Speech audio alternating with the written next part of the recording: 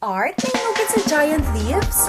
Viral ngayon ang 26-year-old na teacher na si Neil Severino at ang kanyang 61-year-old na magsasakang ama na si Tatay Roger dahil sa kanilang nakakabilib na talento. Gumagawa kasi sila ng art gamit lang ang mga dahon. Ayon kay Neil, sinubukan niya itong gawin sa gitna ng COVID-19 pandemic. Bawal lumabas, nagkaroon kami ni tatay malaking time to create something new. Pumatok yung art namin ni tatay yung sa malaking dahon.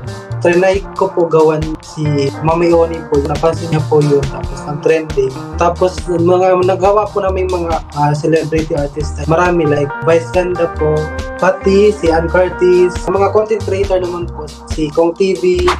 Naging daan ito para makilala sila at personal na maibigay ang kanilang artwork sa iba't ibang celebrities at content creators. Noon, sinilang daw ang gumagawa ng leaf art hanggang sa naimpluwensyahan niya na rin ang kanyang Tatay Roger. Mahirap talaga. Sobrang hirap niya. Pero pag masanay ka na kasi, parang madali na lang siya. Pinakamahirap talaga is pag maputulan ka ng isang area, up to zero kami. Pero so far, ini-enjoy lang namin yung paggawa. Sa loob ng 2 oras, kaya-kaya na nilang tumapos ng isang leaf art. Madalas nilang gamitin ang halamang Alocasia macrorhizos o mas kilala sa tawag na giant taro.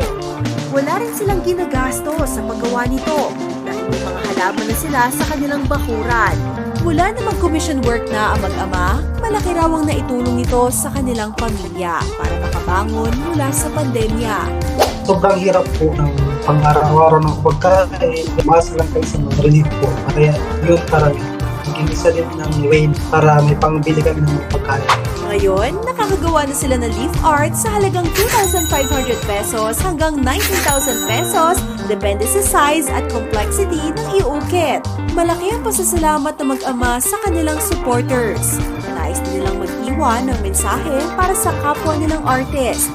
At always be resourceful. Lahat naman sa paligid natin pwede magawa ng art. Nasa atin lang yun kung paano natin siya bigyan ng focus. Maraming salamat sa nasuporta sa amin.